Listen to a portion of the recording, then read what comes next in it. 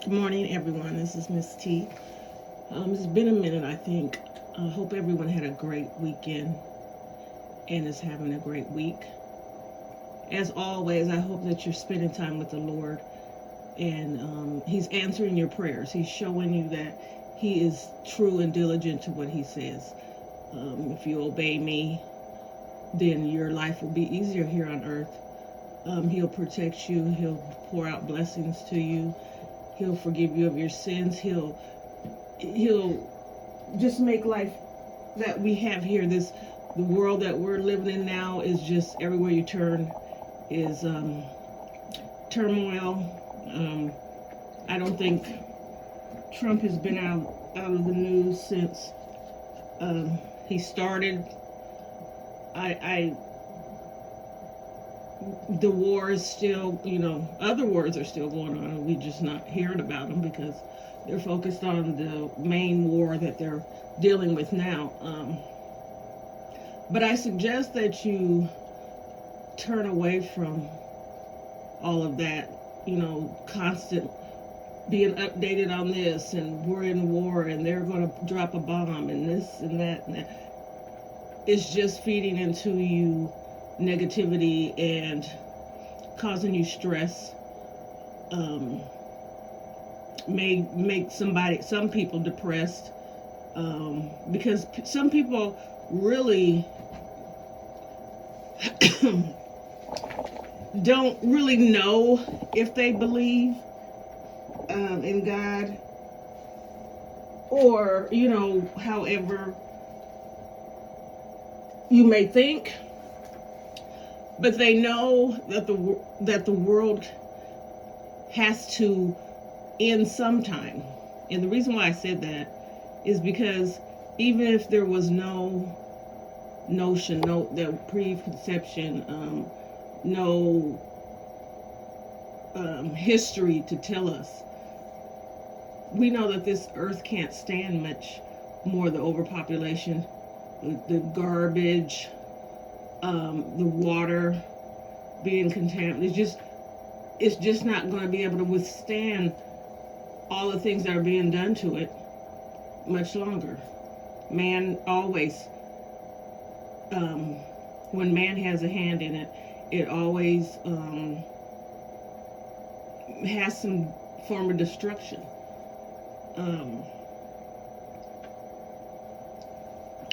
We tear down, build up, buy more, push out, all kinds of things. So it's just a fast pace. Then you get home, and then you try to rest, and the news is on, and it's telling you of wars, and it's telling you of missing children, and sex and ex trafficking, and famine, and everything, abuse, and unaliving, and that stuff, and it sticks in your head,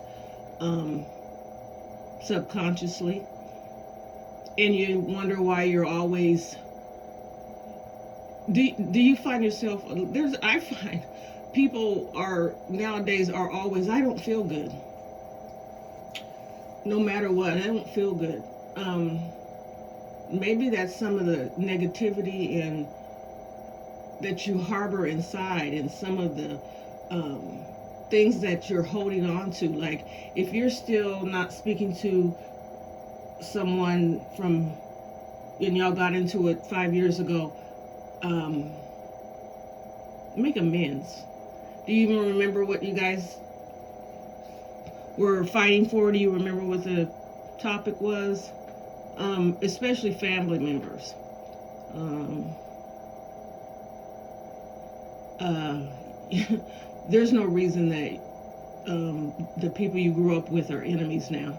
That doesn't make any sense. There's no reason to make an enemy with your next door neighbor because they put their trash on the left side and you would rather have it in line with yours. So there's no need for that. It's trash.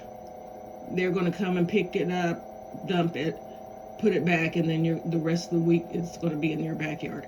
It's just trash. You don't need to be mad at your baby mama because your kids don't have on designer clothes, as long as they're clean and well taken care of. What is there to nitpick about designer clothes? And if they're not wearing designer clothes, then maybe you should buy them, because maybe she's got the budget where of the what you're supporting her with to make sure that they have clothes and shoes. You don't need to be mad at your baby daddy because he got new rims on his tires, and you think he should be giving you more money. He just saved up. He gives you money. He takes care of his kids. He comes sees them and comes pick up. There's no need to start an argument because he bought a little something for himself. That's where we all get into just what unnecessary stuff. There's no reason, unless you just like to be a miserable person, unless you just like to always have drama or always be into it with someone. There is no need to just find stuff, to look for stuff to pick a fight with or about. There's enough. You have enough drama just paying bills. You have enough drama trying to make sure you have enough money for groceries. There's all kinds of things that you have to deal with in a clear mind. Then adding on confusion to yourself that makes no sense. And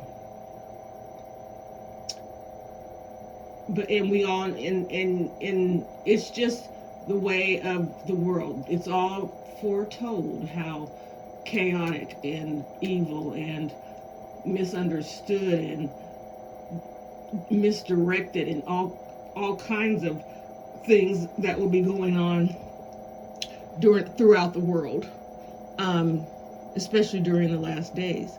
And so you can see that. You can see the change from now back to 15 years ago. It was a big change. We've been through a lot of things that I don't even remember.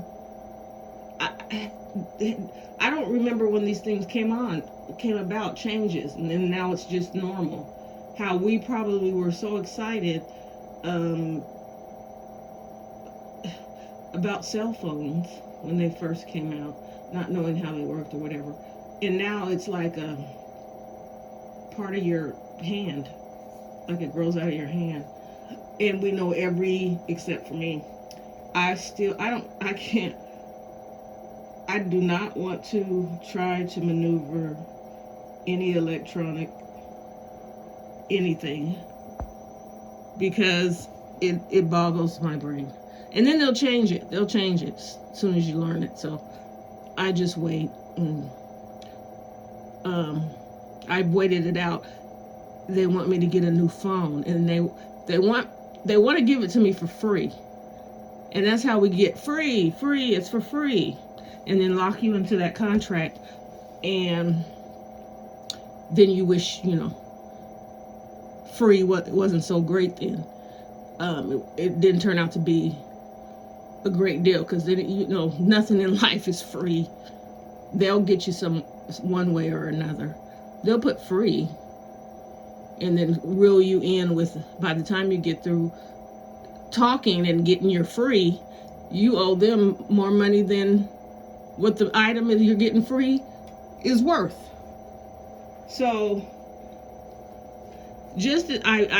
I'm just here to say that if you pray and just ask God to give you strength and to give you knowledge and walk with you and talk with you and help you make decisions, it's a lot much easier than to just try to maneuver, try to fix, try to work with life on your own, especially with everything that's going to be and is being thrown at you from the devil, because he's trying to steal your soul, and he's doing it triple time.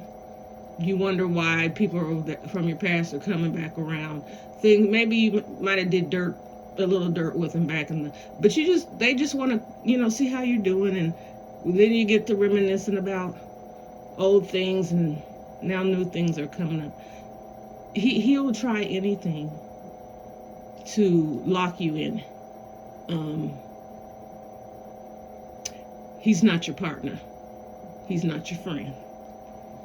He may look like he cares. He may tell you he cares. He may promise you all the things that you've ever wanted, and it all looks and sounds so good, but it's all a lie.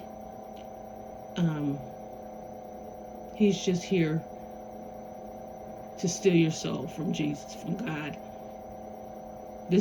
He's always been wreaking havoc on this earth since he was kicked out of heaven.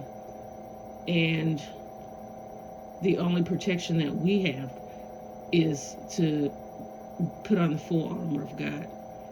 And what that means is constantly, if you're not constantly praying, or you're constantly having to get back up, you're not serving the Lord, because it's not an easy task. He already said that we're all sinners and fall short, and there's nothing that says anyone has all fallen short, got up, and never fell down again. That's not a passage in the Bible. So it's a constant, everyday thing. If you think you're serving the Lord and he's not a thought in your head until you go to church, are you really serving him? What does your journey with the Lord look like? And I'm not saying that, there's good people. There's just normally good people who just try to do the right thing and maneuver their life. But God gives us instruction. God gives us the key. He's told us how we can have eternal life, and that's through the Bible. And if you're not following that, are you going to have eternal life? Just being a good person and staying out of trouble and going to church once a week or every Easter or Christmas or whatever, is that really serving the Lord? Is that really doing his will? If you read the Bible, he tells you everything that you need to do, or everything he's asking you to do. It seems like his main objective is to protect the people that can't protect themselves for whatever reason. Whatever reason happened. So he didn't say protect them until you find out that they're homeless because they have a drinking problem or a drug problem. He doesn't put any stipulations on it.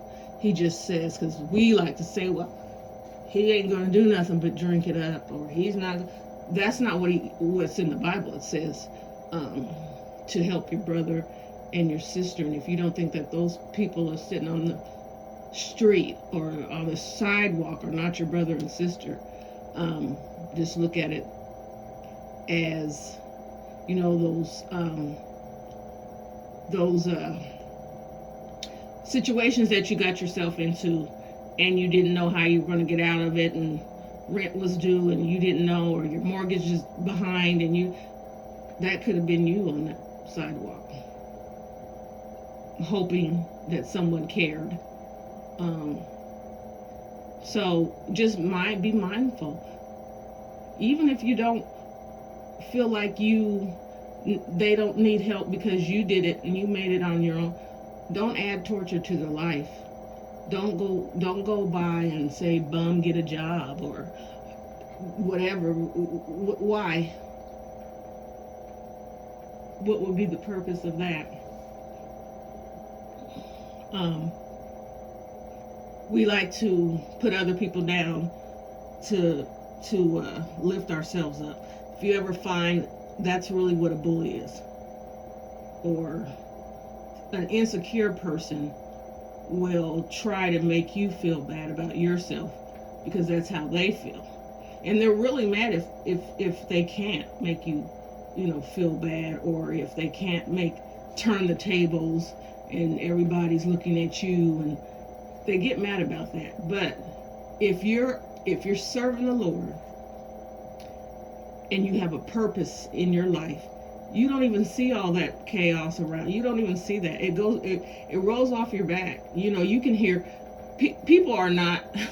Some people think when they say stuff and people are quiet or they don't say anything back, that's because they're afraid, or scary, or whatever, weak.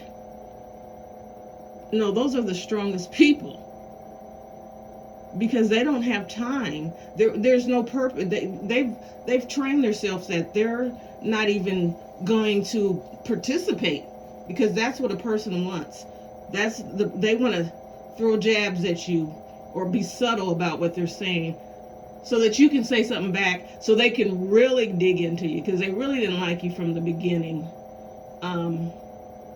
They just couldn't say that because they didn't have anything. They can't say, I just don't like you, because then people would be like, well, then they throw that, oh, you must be jealous, or you this and that and that and this. But people will play games, and if you're prepared, that it won't affect you.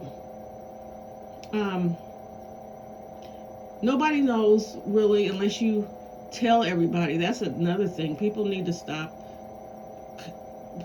telling every part of their life. I've never had Facebook. I still don't have it, because when it came, I could not believe that someone would sit down every single thing that, here's my tuna sandwich at lunch for work. I had some sweet tea, and they show a picture of it, and then just everything. You can't even enjoy life because you're so busy trying to show everybody else they're enjoying it by the pictures. Oh, look at the food. They went to Jamaica. Look at those oxtails. But you couldn't even relax because you was too busy trying to film everything to put on your Facebook or whatever, TikTok or all that other stuff. And so your life we're making life like it's this on display, like people need to see your accomplishments so that they can know that you made it, you've done things. You're not going to show you're not going to show what happened up until then, or you're not going to show the bad days, or you're not going to show any of that, just all the fun things that you do. And people say, oh, she went on a trip again, and he bought this and got a new car and this and that, just to make people have respect, because we don't care about what we care about what people think or say, because of course they mean everything, because they can get you they can take your place when it's time to stand for judgment. See how that doesn't make sense? Because they can't. So why would you try to impress or care what the next person says who's in the same boat as you, as far as God's eyes? Now, they might have more money, a bigger house and a bigger car, and all that type of thing. And if you're into that, then you fall into that. But my Bible tells me that this is not even riches. What we're fighting for, and unaliving people for, and doing evil things for, and the love of money is the root of all evil. And all these things that we're doing to get it aren't even they're not worth your soul, your salvation. when you're going to have everything in the end, what God has promised you, that's already yours. If you're willing to get it. He's not giving it to you for free.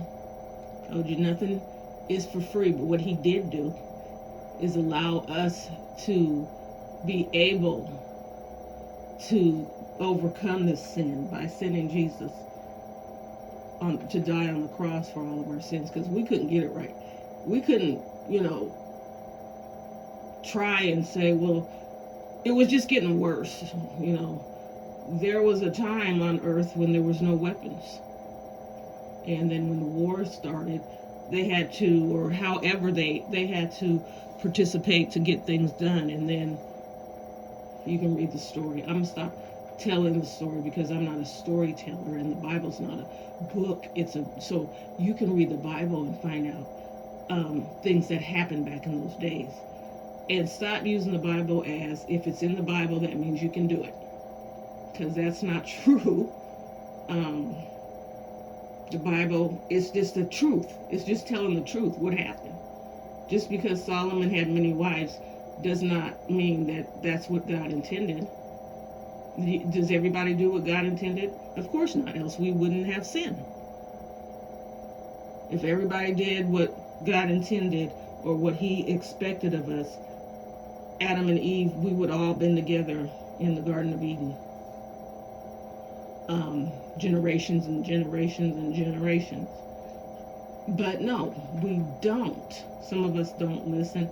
Some of us, it takes a tragedy to turn your life around, and some just don't want to, because it's fun doing wrong. It's fun doing evil. There's no fun in trying. There's no fun in being labeled the goody two-shoes, or people don't want. It's like you come in the room and everybody scatters because, oh, here she comes. We don't want to hear nothing good. We don't want to hear nothing nice. We don't want to hear, you shouldn't say that about people, or we don't want to hear that's gossiping, or stuff like that. And that's your prerogative. But see how backwards that is? How we make good bad and bad good. You'll fill the room. You'll fill the chat when it's negativity that you're putting out. And I'm not putting down any person on here. However you're doing that's fine. What I'm saying is, it's like if you want to make it, if you are trying to be legitimate on here, the things you have to go through to get there.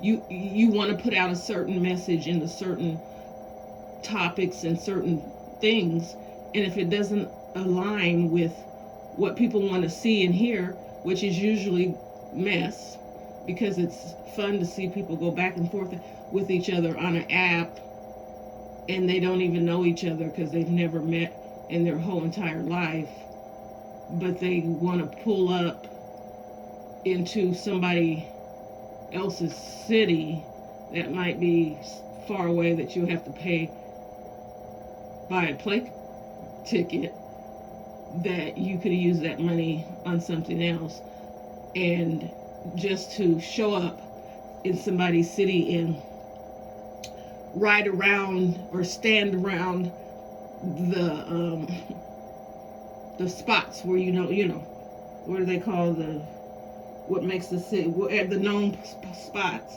so everyone knows you're there, but you don't, then you turn around and eat a couple of restaurants, and then you turn around and go back home. That right there falls under the category that sin makes absolutely no sense whatsoever.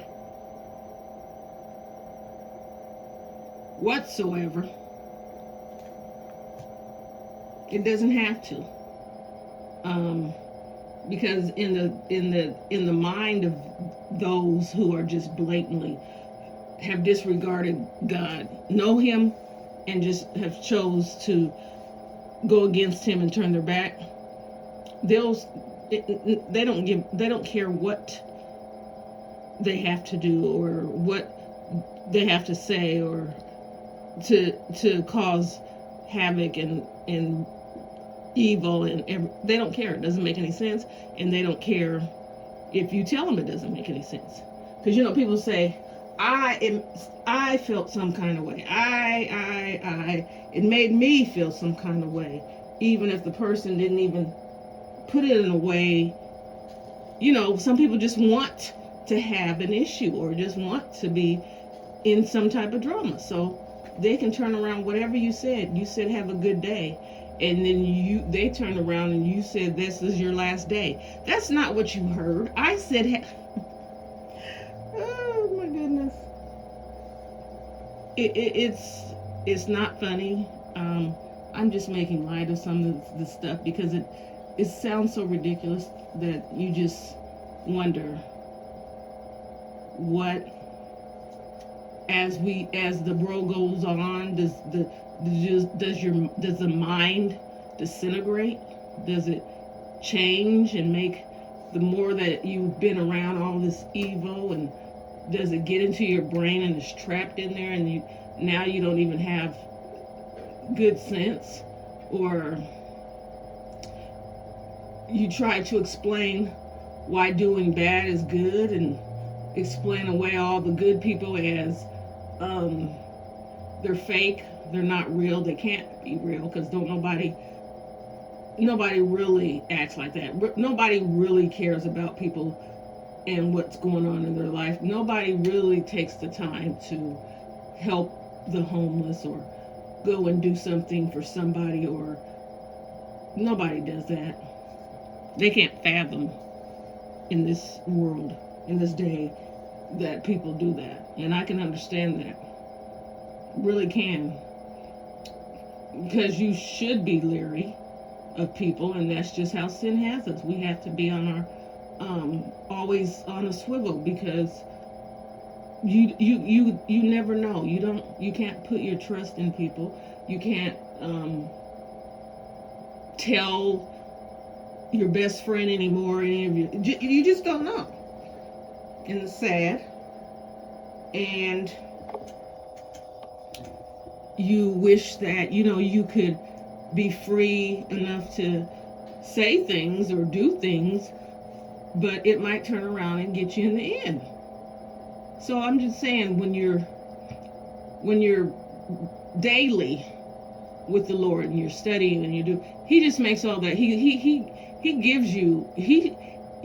You'll think you was getting ready to say something and it didn't come out, and that's because He stopped.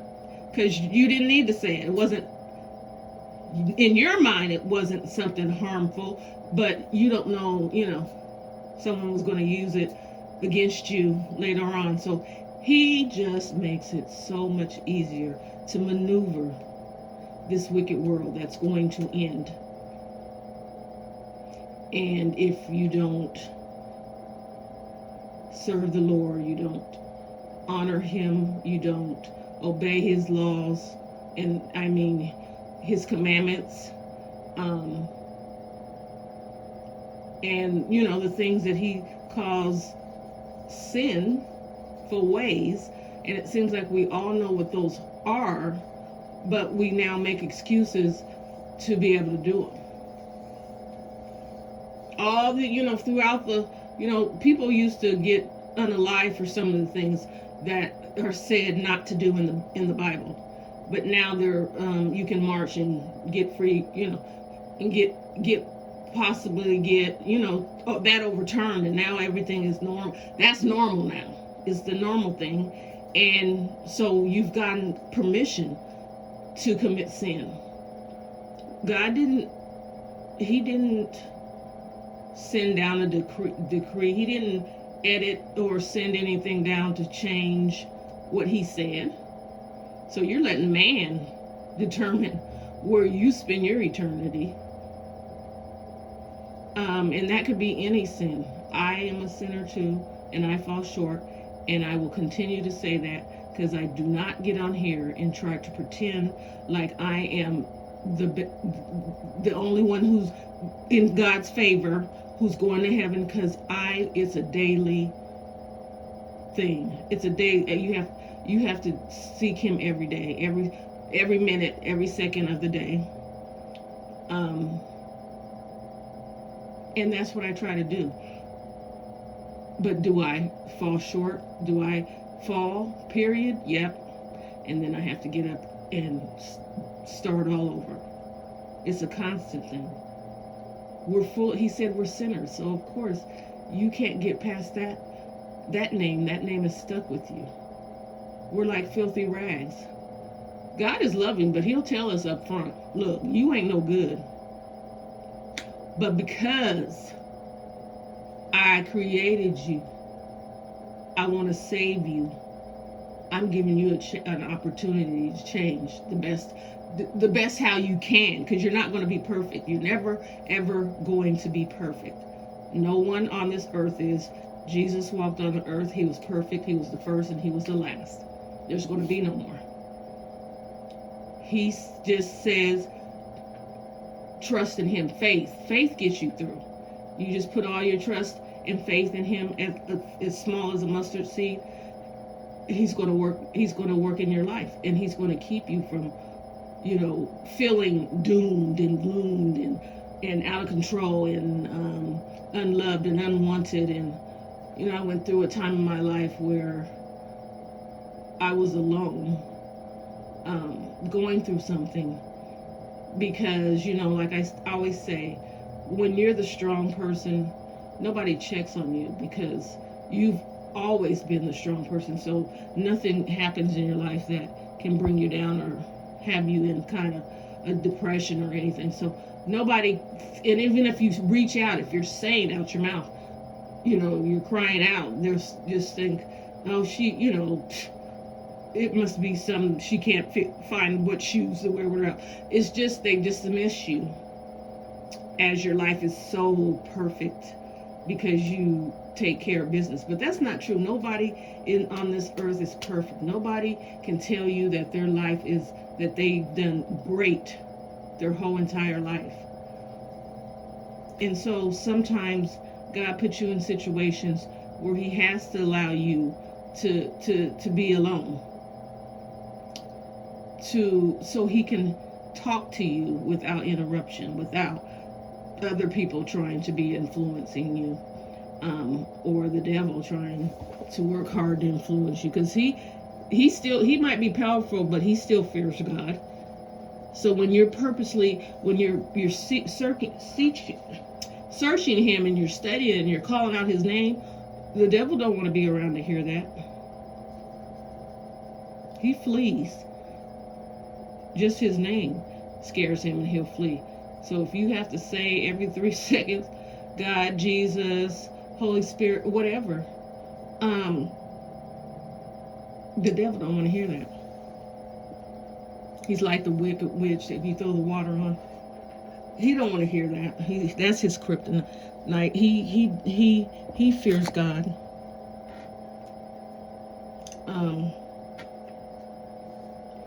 But I'm here to say that we serve a forgiving and a loving God who cares, who is still here, who is still keeping his promises. He will never lie.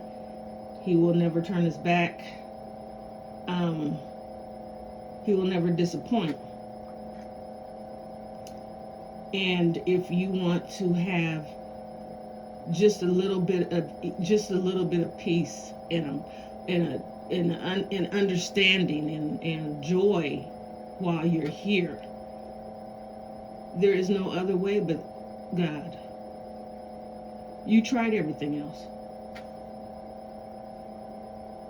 And then most people, he doesn't really care, because he says he's at the other side of the door if you knock.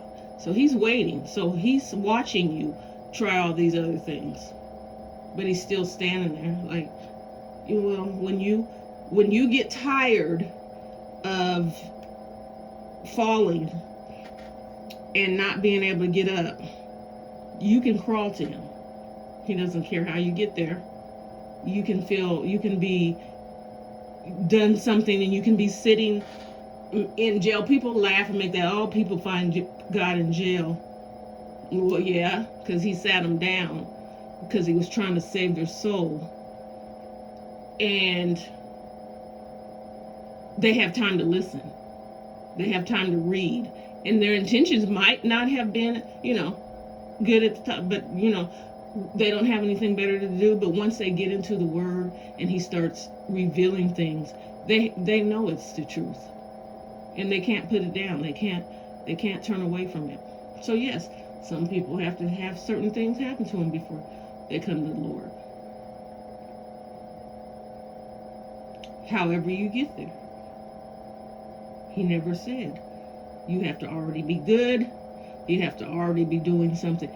God, how can you be, you have to be broken. I mean, usually people who think that they're all together, they're rich, they got all the money, they can do whatever they want. They don't think that they made it themselves. I got here on my own. And then life crumbles and then they want to think differently. But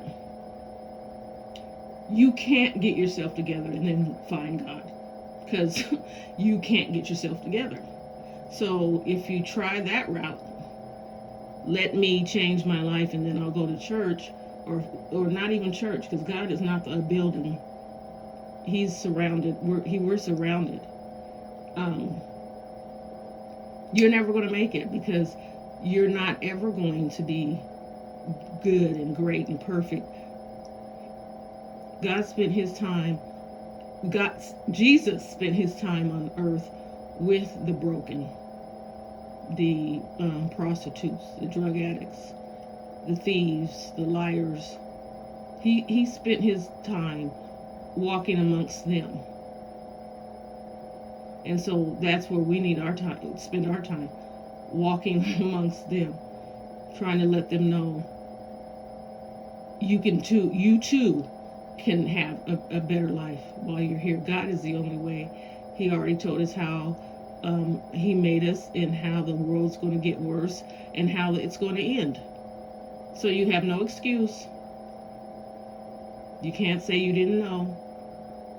He's just waiting for people, because I've noticed nowadays that there's more things. A lot of things have God in it. People are speaking about God more. And I know it's because of the atmosphere, because of people are getting scared and the wars are going on, and they know that they've read, somebody taught them, somebody told them, somebody showed them a scripture said about the end of the world, and they're getting antsy because that's what it says here in this Bible. That's what's written down here. And then when you get the other books and put them together and study them together, the Ethiopian Bible, Book of Jubilees, Book of Enoch, you get all that and you study together. It's right there. You can see it step by step. God had the plan. He said, this is how I'm going to tell you how you can maneuver, how you can be on earth and be a sinner and still get to heaven.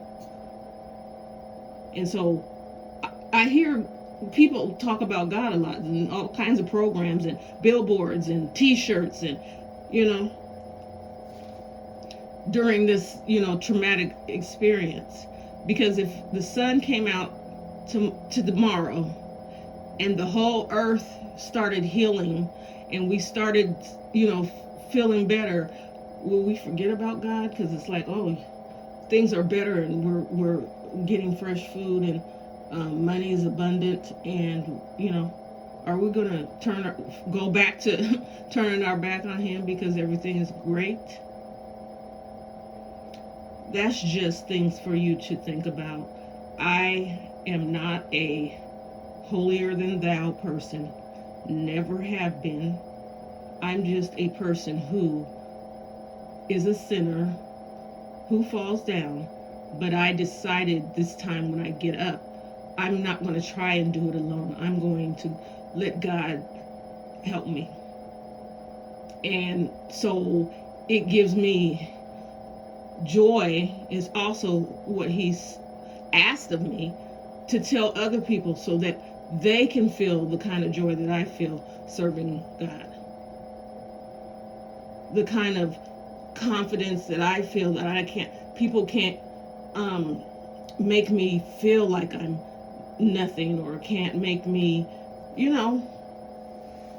because all that other stuff doesn't matter. It doesn't help you become a better person because you have long hair, or you have muscles, or you have green eyes, and I'm just speaking to our people right now, light, dark, body, whatever. It doesn't, none of that matters. You think God cares? He made you. He already knows what your body looks like. So we're going so as far as to make sure that the outside looks great, that we're paying for to change your bodies that are unaliving people, putting things in your lips and all kinds of things to change the person that He made you. He's still going. You can't change you so much that He's not going to recognize you when it's time for judgment, because He will know who you are. I don't care what you did. I don't care if you had a BBL, or your tummy is flat, or you changed your eye color, or you changed your hair, or you are supposed to be gray, but you're a man, and your beard is full black and your hair is black. He still knows. He still knows who you are. I hope everyone has a blessed rest of your week. It's getting ready to become summer.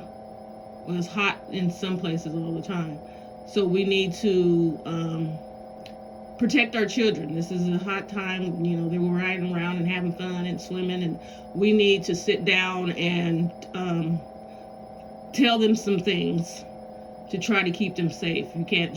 Kids can't just be in the world by themselves anymore. You can't let kids go to the store or candy store by themselves, or spend the night over other people's houses, or do a lot of things.